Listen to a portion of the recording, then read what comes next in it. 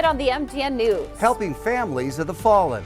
It's one of those things that's always right in your heart, just praying that they do come back through the door every night. Montana lawmakers pushed through legislation for the loved ones of officers who lost their lives on the job.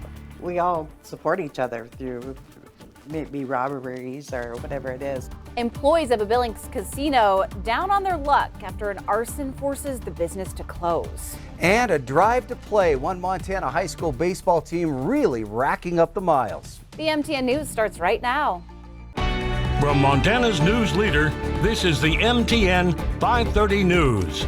Good evening, everyone, and thanks for joining us tonight. I'm Russ Riesinger. And I'm Andrea. Lutz. First tonight, a push in the Montana legislature to help families of law enforcement officers who've lost their lives in the line of duty. Well, since 1878, 134 Montana law enforcement officers have died while on the job.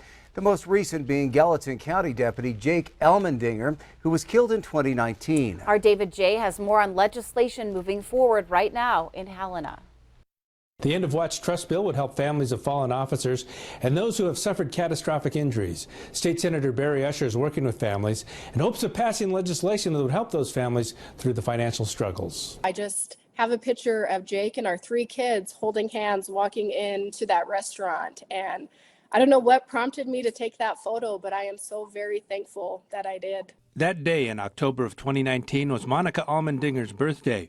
Her husband, Gallatin County Deputy Jake Allmendinger, died when he tried to get out of a sliding vehicle on an icy road while responding to a welfare check.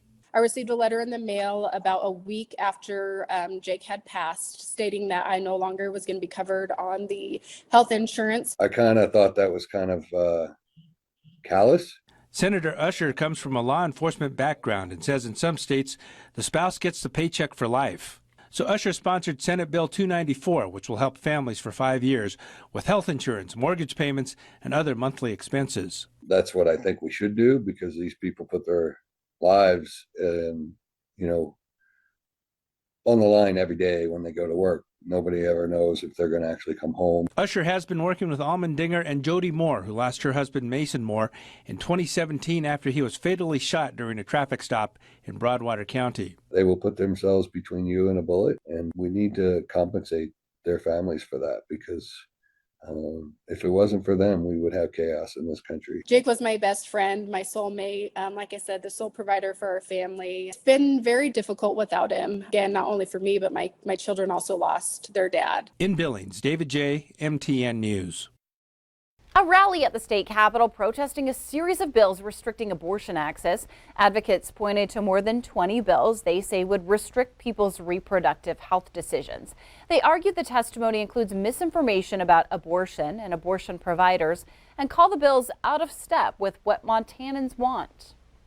Montana really showed up this session. Montanans are standing up for their values. We believe in our Constitution. We do not want our Constitution changed, and we've really seen that expressed over and over again. Well, McDowell says one bill she's happy about is House Bill 302, which would require insurers that cover birth control to allow up a 12-month supply. The bill passed the Senate, was returned to the House with amendments. Northwestern Energy has wasted no time appealing a Yellowstone County judge's decision that requires construction of the Laurel gas plant to stop. Judge Michael Moses said in that ruling that the DEQ had failed to evaluate the consequences of plant construction and operation. Northwestern called that decision to vacate the air permit extreme and says it will jeopardize service during critical times when customer energy demand is high. The company says it will work with the DEQ to determine a path forward. Billings Jackpot Nevada Casino could use some better luck. The family-owned business has been closed the last 3 months after they say an arsonist set fire to the building. Now they're just trying to help their employees make ends meet until they can reopen. Our Kelsey Marison tells us how you can help. You can still see some of the damage here at the Jackpot Nevada Casino from that fire nearly 3 months ago. And the small family-owned business is still attempting to bounce back. There have been nights we've come home and really wanted to give up. It was the opposite of hitting a lucky jackpot for this family-owned business. A January fire at the Jackpot Nevada Casino in Central Billings damaged the building, shut down operations, and put employees out of work. I got a call at 7 a.m. On Friday the 13th from our manager, Teresa, who said, oh my gosh, the building's on fire, get down there. So I ran in my pajamas down here and there were flames shooting out of the ceiling. If that wasn't bad enough, Jessica McKee later learned the fire wasn't an accident. Investigators believe it was set intentionally. According to a police spokesperson, a suspect has been identified, but not yet arrested, leaving co-owner Jessica McKee wondering why someone would target her family's business. McKee owns the casino with her 2 brothers. It was handed down by their father, who passed away a few years ago. My dad opened his first when I was 7, so that's sort of a weird childhood thing, but they kind of feel like home to me. The casino has sat empty like this since January 13th, as crews work to repair the damage. And that means the casino's employees have been without an income. Some have worked here for decades. I have kids. I am ready to get back to work. Absolutely. I miss everybody, all of our customers, all of the excitement throughout the night. I mean, it was crazy to think that, like, this is our work. A fundraiser is planned for Monday night at Hooligan's Sports Bar in downtown Billings, starting at 5 p.m. 20% of the evening's sales will be donated to employees of the casino, and a silent auction and raffle will also take place, all to help out these displaced workers. So we've had great support through everything. We have a lot of people to thank. There's definitely going to be blessings that come out of this. And while it's been a tough few months, the employees are feeling grateful for the outpouring of support from the community and are focused on rebuilding. Come on in when we open back up. We miss everyone, and we'll love to see your friendly faces again. In Billings, Kelsey Marison, MTN News.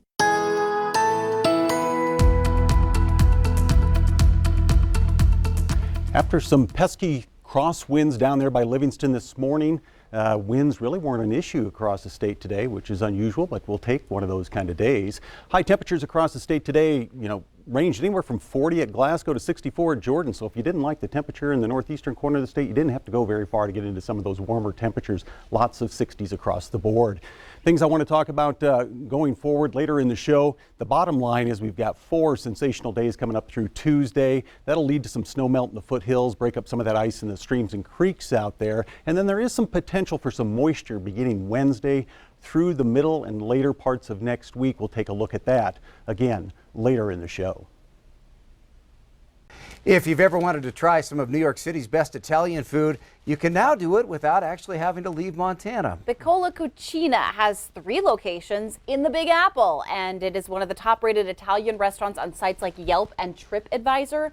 But most diners don't realize that they have another location in Red Lodge, Montana. Now, they just opened, but only for part of the year. Lena Howder takes us there in tonight's Out and About.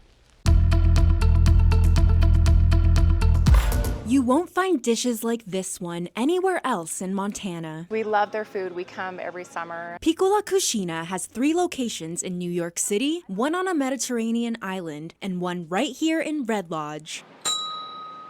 Why Montana, you ask? The owners of the restaurant just happen to have a home here and decided to open up a seasonal restaurant part of the year. We have just original receipt from Italy. So what you eat here is like you go in Sicily. Head chef Benedetto Bisaquino and manager Erica Dodo are both from Sicily. In fact, the majority of this team is from Italy. Saffron rice stuffed with chopped meat, tomato sauce, green peas and mozzarella. All part of their mission to serve authentic Sicilian food.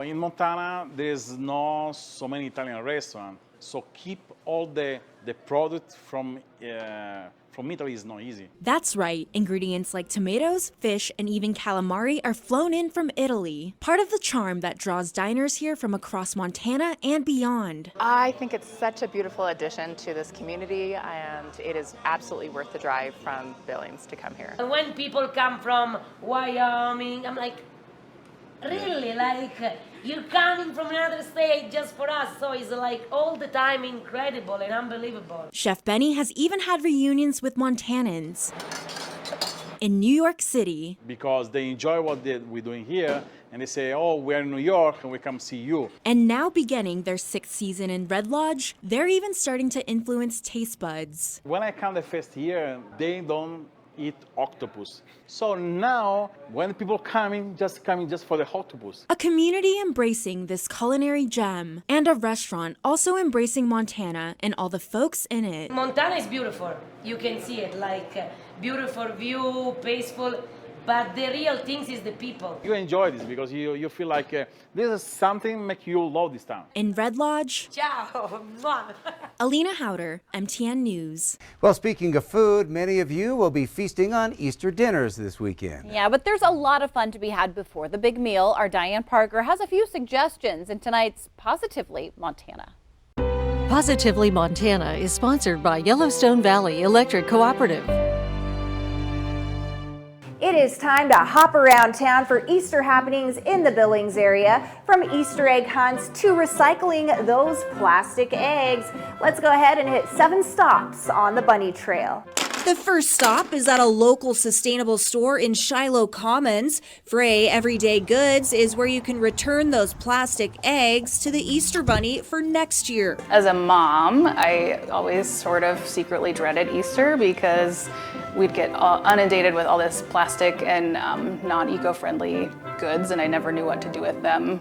You'll also find a Frey pop-up shop at Zoo Montana's Golden Easter Egg Hunt Saturday from 10 to 4. We'll have a craft that's probably under 5 minutes. You know, kids at the attention span can be tricky. Time to bounce across Billings to the annual Southside Eggstravaganza in South Park. Ages 0 to 12 can hunt for eggs starting at noon, with tickets for prizes hidden in select eggs. Hopping on over to a hunt at the Shepherd Community Center, this Eggstravaganza hunt packs a $5 bill surprise in select eggs. It is for kids up to 3rd grade starting at 10 Saturday. In Huntley at Homesteader Park, snap a pic with the Easter Bunny at the photo booth starting at noon. Then look for the golden eggs from 1 to 3. The Easter Bunny is bringing bouncy houses and cotton candy to Laurel's Rock Church for an Easter egg splosion for kids through 5th grade from 11 to 1 Saturday. Finally, a very special Easter egg hunt in Billings at Rocky Mountain College Bear Science Building. It is a sensory-friendly and special needs hunt from 10:30 to 12:30 Saturday. Reporting from the Bunny Trail, Diane Parker, MTN News. Ahead on the MTN News at 5:30, it's not unusual to hear about a long drive in baseball, but we aren't talking about one to left field. It's how far one Montana team has to drive just to play. Success also on the hard court. Had a lot of schools courting Montana's state basketball coach, and now he's taking a new job.